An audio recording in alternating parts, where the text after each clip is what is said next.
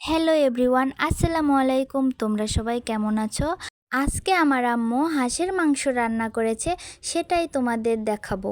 আর হ্যাঁ, রান্নাটি কেমন হয়েছে তোমরা অবশ্যই কমেন্টে জানাবে। তাহলে আমার খুব ভালো লাগে আর আমার ভিডিও করতে অনেক উৎসাহ পাই।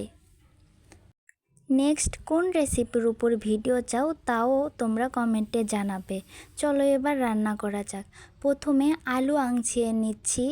আলুটা আঁচানো হয়ে গেলে পেঁয়াজ কুচি দিয়ে তেলের উপর পেঁয়াজ কুচি দিয়ে ভালো করে বাদামি কালার করে নিতে হবে। বাদামি করে কালার করে নেওয়ার পরে এখানে জিরে দিতে হবে, তারপরে তেজপাতা দিতে হবে, দিয়ে বাটা মশলাগুলো দিতে হবে, আদা রসুন বাটা, মরিচ বাটা, তারপরে হলুদ গুঁড়ো দিতে হবে। হলুদ গুঁড়ো দিয়ে ভালোভাবে নাড়াচাড়া করে নিতে হবে। তারপরে অল্প একটু পানি দিতে হবে। পানি দিয়ে ভালো করে নাড়াচাড়া করে তারপরে কষিয়ে নিতে হবে। কষানোর পরে আর একটু সামান্য পানি দিতে হবে। তারপরে ভালোভাবে 10 মিনিট কষাতে হবে।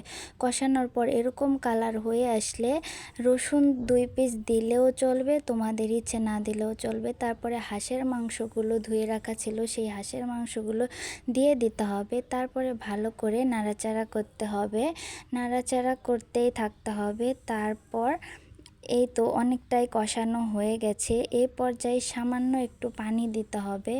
পানি দিয়ে ভালোভাবে নাড়াচাড়া করে ঢেকে দিতে হবে। তারপরে আলু দিতে ভুলে গেছিলাম, তাই আলুটা দিয়ে ভালো করে কষিয়ে নিলেই রেডি হয়ে গেল হাঁসের মাংস রান্না করা।